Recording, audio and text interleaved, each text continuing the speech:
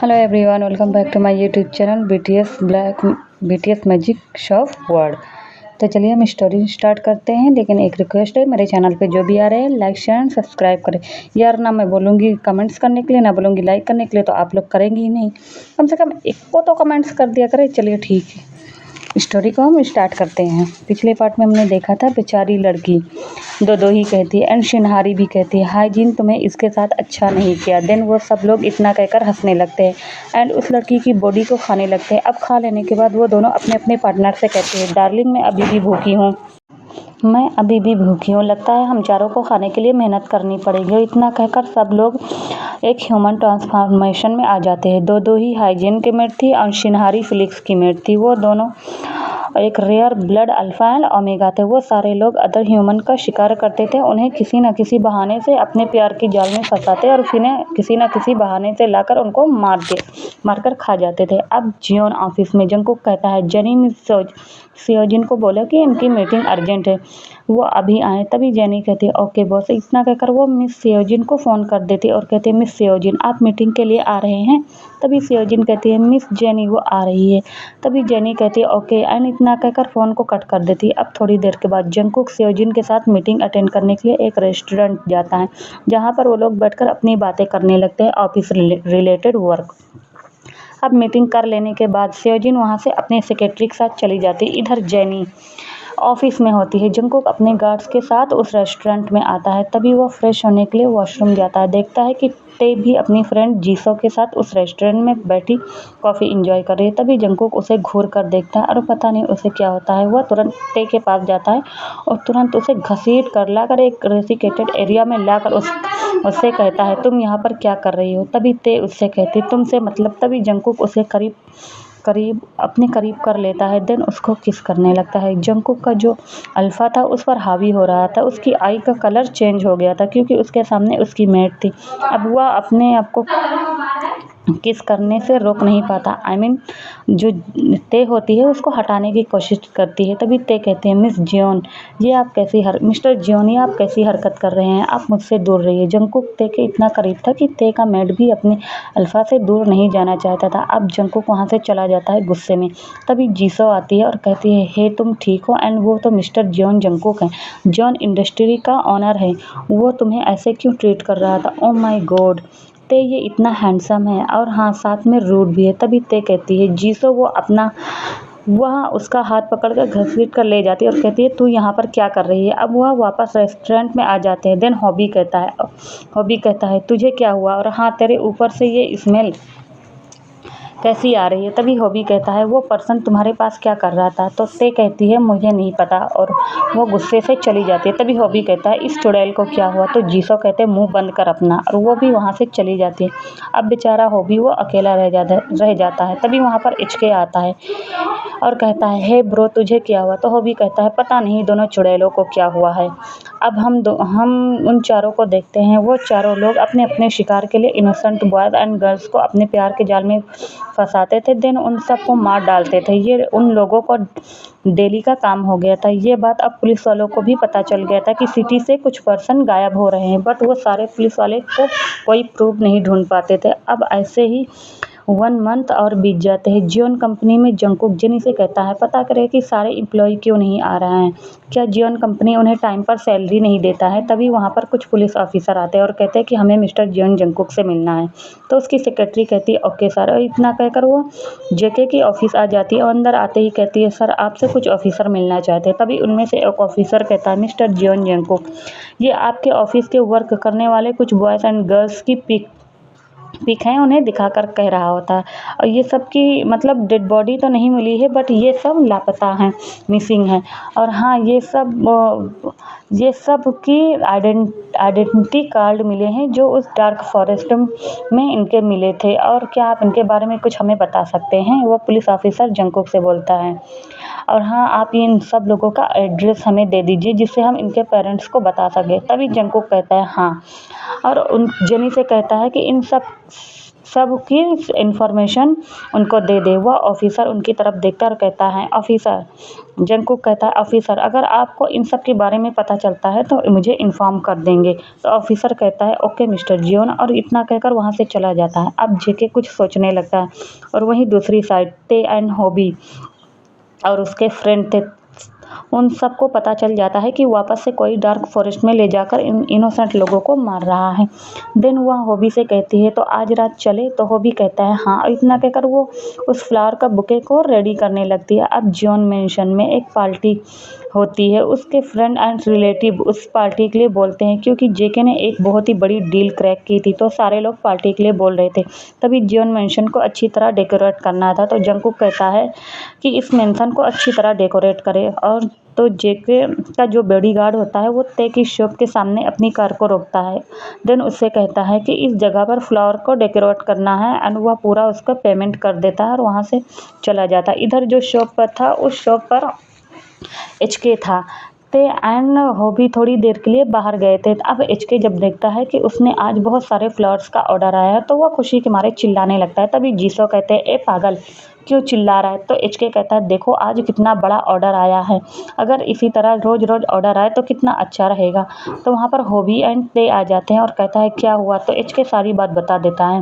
But जो ते होती है वो देखती है उस कार्ड को, तो एचके से कहती है इडियट क्या ज़रूरत थी उस जगह का ऑर्डर लेने की। अब एचके को कुछ पता नहीं था तो वह उदास हो जाता है। तभी हॉबी कहता है हमें ऑर्डर मिले हैं तो जाना पड़ेगा डेकोरेट के लिए। देन वो सब लोग हाँ में सर हिला देते हैं। अब सारे लोग जियोन मेंशन आ जाते हैं और आने के बाद अपने अपने वर्क में लग जाते हैं।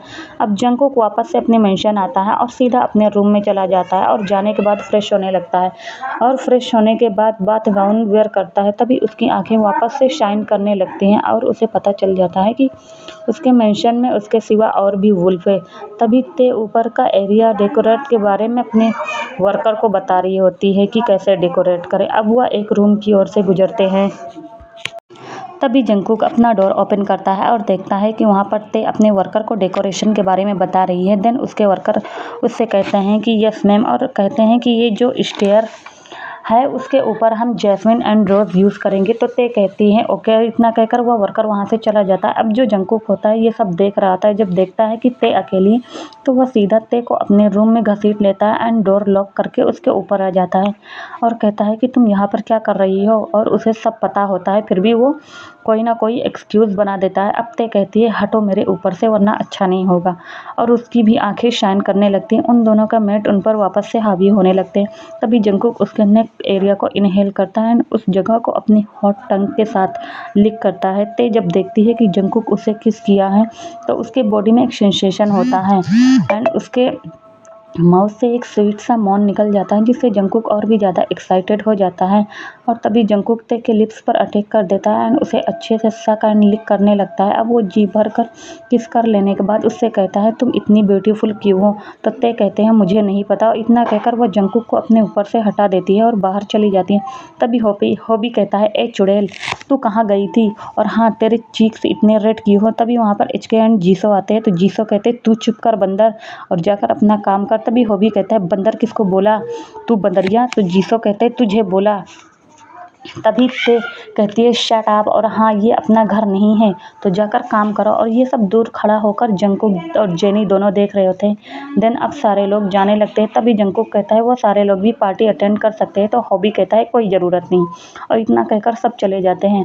जंगकुक इधर दांत पीस कर रह जाता है। अब रात हो जाती है। तभी सब अपने घर में मस्ती कर रहे होते हैं। अंते कहती है हम उस फॉरेस्ट में चलना चाहिए, तो सारे लोग कहते हैं हाँ। दिन सारे लोग उस फॉरेस्ट की ओर निकल जाते हैं। अब मिडनाइट भी होने वाली थी। अब फॉरेस्ट पहुंचते ही वह सारे अपने वुल्फ फॉर्म में आ जाते हैं। इधर जंगकुक भी अपनी पार्टी खत्म करके उसके भी लोग फॉरेस्ट में आ जाते हैं। तभी उन्हें एक लड़की की चीखने की आवाज़ें आ रही थी जिसे वो चारों लोग चीर फाड़ कर खा रहे थे। वह लड़की चीख रही थी हेल्प के लिए। जब ते हॉबी एचके जीसो जंगकुक जेनी और उसके गार्ड्स ये सब लोग उनकी चीखें सुनाई पड़ती तो वो सारे लोग उस ओर भागते हैं। तभी जंगकुक देखता है कि वो चार लोग उस लड़की को बुरी तरीका खा रहे हैं। वो जाकर सीधा फ्लिक्स को मारता है। तभी शिनहारी देखती है कि इसका कि वो एक वेयरवुल्फ उसी की तरफ गुस्से से देख रहा है। तभी वहाँ पर सारे वुल्फ एक साथ हाउल करते हैं और वहाँ पर ते भी आ जाती है। जो ते होती है वो रॉयल पैक से बिलोंग करती थी। जंगकुक जो होता था वो लाइटनिंग पैक से था और हाइजीन और उसके फ्रेंड जो थे वो हंटर पैक से बिलोंग करते थे। तो अब वहाँ पर royal, lightning and Hunter pack के लोग थे, वो तीनों अपने वुल्फ फॉर्म में आ जाते। तभी दोदोही कहती है, कौन हो तुम लोग? जीसो कहती है, तुम इस लड़की को क्यों मार रही हो? तभी हाइजीन कहते हैं, मेरी मर्जी, हमें जो चीज़ पसंद आ जाती है वो उन लोगों की है और हाँ, हम अपना शिकार कर रहे हैं तो हमें अपना काम करने दो, वरना अच्छा नहीं होगा। तभी जंगकुक कहता है, आखिरी बार कह रहा हूँ, आज के बाद दिखने नहीं चाहिए। तभी वो चारों कहते हैं, मैं तो डर गई। इतना कहकर सब ग्रॉल करने लगते हैं। अब पूरा जंगल वुल्फ की वॉइस से गूंज रहा था। तभी जंगकुक उन सब पर अटैक कर देता है और वो तीनों के लोगों में, उन तीनों लोगों की जो पैक था ना उसमें फाइट होने लगती है। बट जो हाइजीन एंड दोदोही होती हैं, वो उनका कहने का मतलब कि वो सारे जो थे ना वो बहुत ही ज़्यादा पावरफुल थे। तभी वहाँ पर कुछ और वुल्फ आ जाते हैं जो कि दोदोही, शिनहारी, हाइजीन और फिलिक्स के मतलब साथ के लोग थे। वो सब मिलकर royal packs and lightning pack के लोगों पर अटैक कर देते हैं। वो सब की जो तादाद थी बहुत ही ज़्यादा थी। तभी हाइजीन ते को ज़ोर से मारता है और वो दूर जाकर गिरती है। वो सीधे अपने ह्यूमन फॉर्म में आ जाती है और ज़ोर से चीखती है। होबी एंड जंगकुक जब देखता है कि ते दूर जाकर गिरी है तो वो सब लोग गुस्से में मारकर एक दूसरे को हटा देते हैं और वो सब ना अपने वुल्फ फॉर्म में ही होते हैं। वो अपने सामने आने वाली हर चीज़ को नहीं देखता है।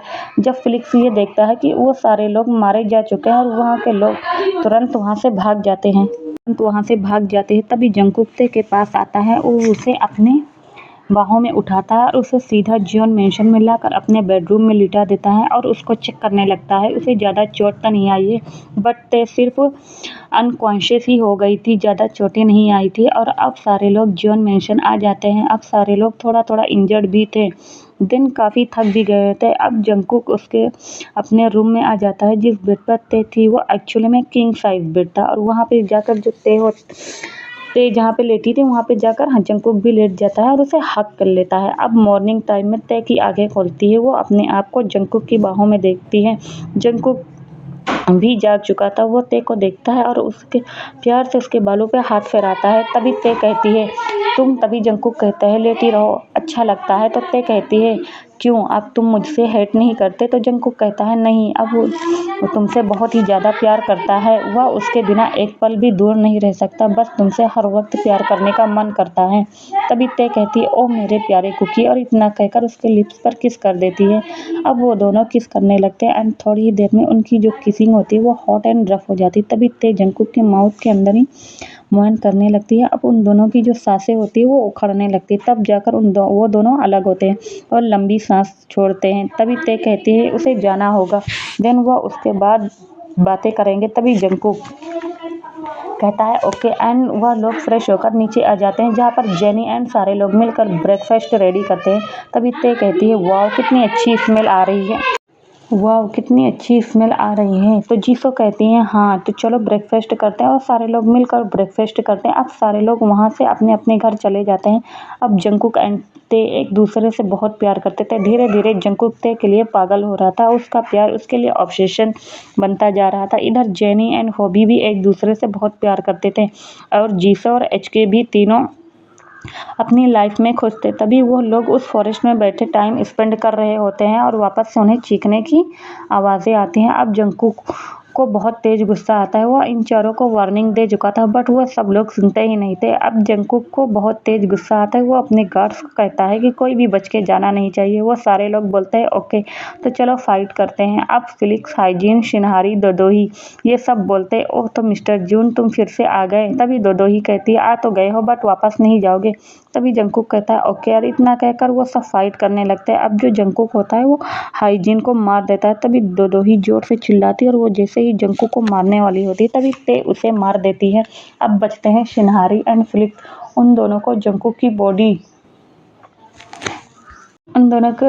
बॉडीगार्ड्स और जीसो, जेनी ये सब मिलकर मार देते हैं। अब सारे लोग मारे जा चुके थे और सारे वुल्फ एक साथ हाउल करते हैं और अपने अपने मेट के साथ घर आ जाते हैं। जंगकुक कहता है, ते मैं तुमसे शादी करना चाहता हूँ। तभी ते कहती है, हाँ बट वो अपनी शादी उस डार्क फॉरेस्ट में करेंगे। तो जंगकुक कहता है, तभी वहाँ पर जेनिन हो भी आते हैं और कहते हैं हम लोग भी। एचके और जीसो भी आती है, वो भी चिल्लाती है और कहते हैं हम लोग भी। और हाँ, हम इतना कहकर वो सब एक साथ मस्ती करने लगते हैं। और अब हम सीधे शादी वाले दिन देखते हैं कि डार्क फॉरेस्ट को काफ़ी अच्छे से डेकोरेट किया जाता है। और आज जंगकुक अंते की शादी थी। तभी हॉबी चिल्लाते हुए कहती है, ए चुड़ैल, तूने मेरा ड्रेस कहाँ रखा है? तो ते कहती है, आँख के अंधे जेनी के पास है, बोला था ना तुझे आज के दिन भला ऐसे कौन चिल्लाता है? तभी जंगकुक कहता है, क्या हुआ, तुम लोग रेडी नहीं हुए? तो ते कहती है, बस हो गए हैं। इतना कहकर वह हॉबी को खींच कर लाती है और उससे कहती है, जाकर रेडी हो जाओ। अब सारे लोग रेडी हो जाती है। उनकी शादी में ज़्यादा लोग इनवाइटेड नहीं थे, सिर्फ ते के फ्रेंड जंगकुक एंड उसके रिलेटिव्स वाले ही थे। अब ते रेडी होकर अपने मॉम डैड के ग्रेवयार्ड पर खड़ी होती है और कहती है, मम्मा एंड डैडा, आई होप आप मुझे माफ़ कर देंगे, क्योंकि मैंने